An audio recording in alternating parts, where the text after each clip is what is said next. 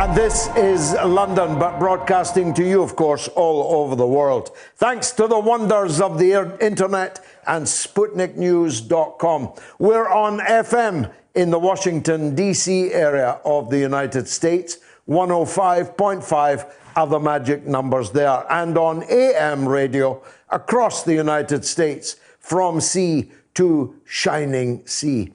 But as I implied earlier, this is a unique operation, this one. This is a radio show with pictures. And many of you, perhaps most of you, are watching as well as listening. And if you are watching on Facebook, it's vital that you share with all of your followers, all of your contacts, all of your friends, because we want to get back up to that 1 million viewer mark that we reached just once on episode 29, 1.15 million views. We've no idea how many listens, of course. I don't know what ratio I should pick. I should notionally name. But I think I can say this. If we've had 7.5 million views in the last 35 episodes of the mother of all talk shows, we've surely had 10 million views and listens combined together. Now, of course, you can watch on YouTube, you can watch on Twitter, you can watch on my platforms, you can watch on RT's, on RT UK News, on RT.com, on Facebook, and on YouTube. On Twitter, you'll have to go to mine, @GeorgeGalloway. It's got a blue tick. Don't be confused by imitations. There's a poll running on there now. Who should the UK extradite to the US? A, Julian Assange. B, Prince Andrew. C, Piers Morgan. You can vote now on my Twitter feed. I've called it for Bernie Sanders.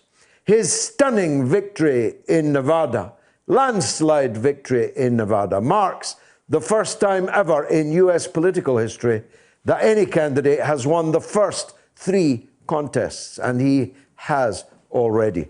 And he's headed into Carolina, he's headed into Super Tuesday, and he will, within 10 days, almost certainly establish a literally unbeatable lead.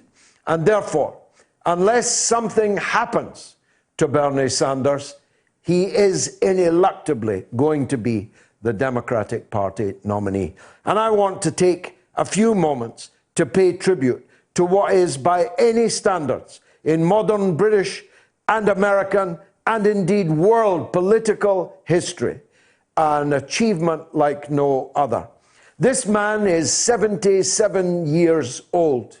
This man has a spring in his step like no man or woman half his age could possibly have after 5 years of unrelenting campaigning. The slings and arrows of the slanderers, of the people who would bring him down, the dogs barking at his heels as his caravan moves on.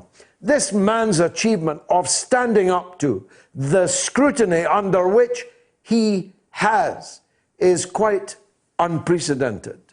Bernie Sanders is a socialist, standing for president in the land of Joe McCarthy, in the land of Richard Nixon, in the land of Lyndon Johnson, in the land of all of that which has gone before. He's a democratic socialist, self-defined, and he's winning out the park the Democratic Party's nomination. His unrelenting focus on the majority of citizens in the United States, placing squarely on the proper culprits, the reasons for the widespread poverty, homelessness, hunger, lack of health provision, and all the crimes and sins of the American state over a century and more, has been truly phenomenal. A laser-like focus on the 1%, comparing the lives of the vast majority with the lives of the billionaires, 400 of whom own most of the wealth in America, a country of hundreds of millions of people, 400 billionaires. He contrasts daily, hourly, minute by minute, the lives of plenty enjoyed by the wealthy and compares it with the life of struggle and worse of the American working class. And he doesn't eschew the term working class. It used to be the norm in American politics to describe working people as the middle class. No, says Bernie. You are the working class, and it is your work, your labor, which makes the wealth enjoyed by the few. As a matter of fact, I would have advised them on 2 or 3 occasions to turn down the dial a bit. I was going to say bile. Turn down the dial a bit on the class war rhetoric that you are employing. But he has not. Instead, he's turned it up. He's doubled down on his economistic critique of American capitalism and America's imperialist role in the world. And he's been doing it for 40 years. I really take my hat off to this man. They've all been out to get him.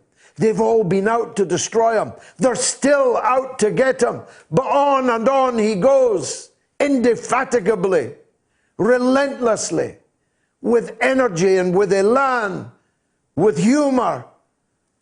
This man is a phenomenon. Bernie Sanders is the leader that Jeremy Corbyn could have been, should have been, promised to be. He kept on going, Sanders. When he was cheated in 2016, he didn't go back to parliamentary games in the US Senate. He stayed on the road. That's what Corbyn should have done. When he came close in 2017, he should have stayed on the road instead of disappearing into the thick carpets of the British House of Commons. Everybody in the Senate hated Bernie Sanders. At least that's what Hillary Clinton told us. But Bernie didn't care. He wasn't talking to the members of the US Senate. He was talking over their heads directly to the masses, directly to the people. He fashioned a team, Sanders, out of the people that loved him, not the people that hated him. He didn't go around saying, you hated me, you stabbed me, you plotted against me, you tried to get rid of me. Please come and sit around me and pretend that we're friends. No, Sanders waved such people away. He built a team out of those that were committed to his vision and his politics. And it's worked. Bernie Sanders never ran away. When the Israel lobby opened their fire on him, he doubled down. He said, Israel is a racist, apartheid state. That's what Bernie Sanders said. Jeremy Corbyn made it a crime, punishable by expulsion in the Labour Party, to say such a thing. In fact, Daniel Barenboim, the maestro, the greatest musician in the world today, Barenboim, the comments he made this week about his own country, Israel, would have had him expelled out of Jeremy Corbyn's Labour Party. Bernie Sanders learned the lesson on the streets of New York and in Chicago, that if you don't run, they can't chase you. If you stand up and face them on the first day, as you intend to do on the last day, you can prevail. Corbyn could have done that. Corbyn could have been Bernie Sanders if he'd kept campaigning, if he'd eschewed the fake support of the Starmers and all the other backstabbers, if he'd made a tiny shadow cabinet out of those that supported him, if he'd stayed away from Prime Minister's questions, if he'd told the Parliamentary Labour Party that it didn't matter what they said, he had a mandate from 500,000 members and he was going to follow it through. If he'd done what Bernie had done, we might have had the possibility this year of having Corbyn in Downing Street and Sanders in the White House. Can you imagine what that would have been like? Can you imagine how transformative that would be? Corbyn threw it all away, and his own so-called friends, MacDonald and Abbott and the others, badly let him down. But he could have done it. He's just as energetic as Bernie, just as dedicated to his political philosophy, just as consistent over decades as Bernie Sanders has been, but he threw it all away. Well, never mind. Bernie, I'm certain, is going to do it unless something happens to him. Now, some people don't like me talking about that, but I could still feel the tears on my cheeks when Jack Kennedy was murdered, almost certainly by the deep state of the United States. I can still feel the tears on my face when Dr. King was murdered, almost certainly by the agents of the deep state. I can still feel the tears on my face when Robert Kennedy was murdered, almost certainly by agents of the deep state. I can still feel the tears on my face, 55 years on, at the murder of Malcolm X, almost certainly by agents of the American deep state. So don't think I'm being apocalyptic. Don't think I'm being over-dramatic. There is a long, long list of political leaders who could have changed things being undone by the bullets of assassins. So I hope the Secret Service is looking after Bernie, but I wouldn't count on it. If I were you, Bernie, I'd use some of those dollars that you've raised in such abundance, with an average donation of just $18. I'd use it for my own security detail. Don't leave it to the FBI, now will you? Speaking of the American deep state, this week in London, the trial of the extradition application by the government of the United States for the extradition of Julian Assange begins in a tightly fortified London courtroom.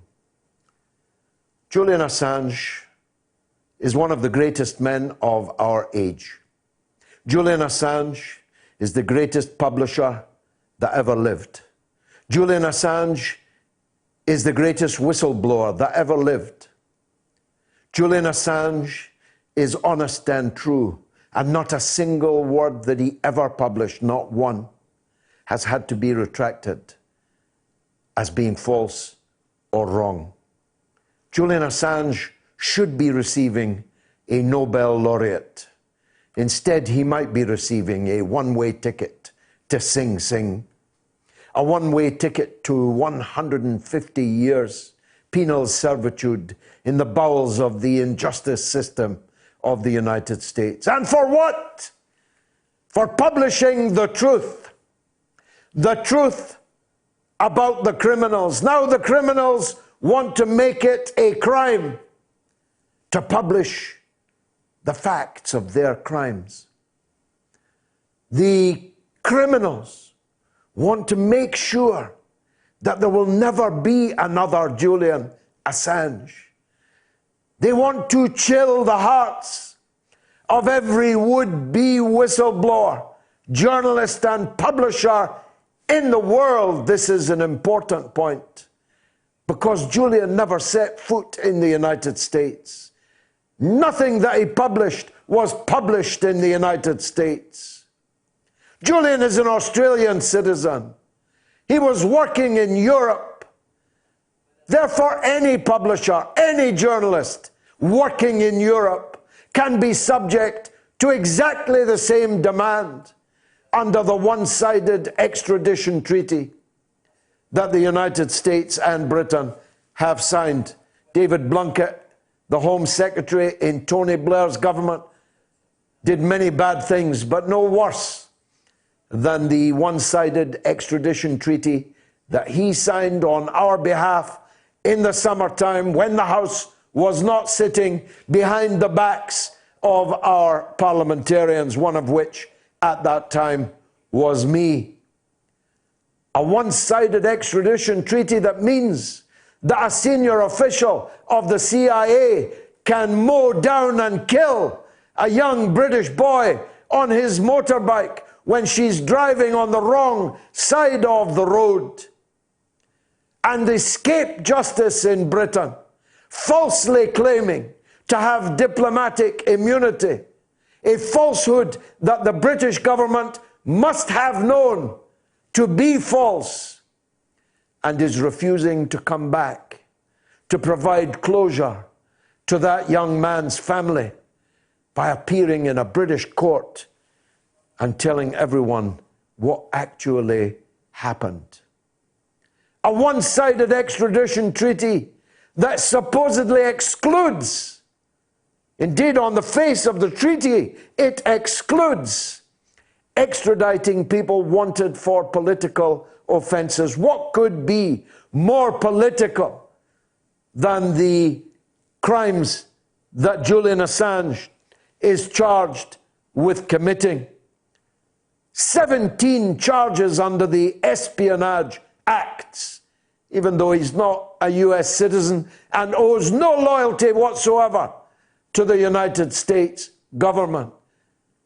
It's an absurdity, it's a disproportionate act of savagery to send Julian into the dungeons of Mike Pompeo and Donald Trump, never to see the light of day again. It is savagery, but worse, it's the death of journalism as we once knew it. It's the death of people telling the truth about the crimes of the powerful. Now, over the last couple of days, I sense a change in mood, a change in the wind in London, amongst the media class, even some, not many, of the political class, as if suddenly there's a dawning realization that a British court is about to be asked to commit a gigantic crime, one which will make our country ashamed when the history of it comes to be written. I've noticed, and I hope I'm right, a beginning of an understanding of what's at stake in that London courtroom this week. We'll be talking about many other things: Syria, Lebanon, talking about Nicaragua, Venezuela.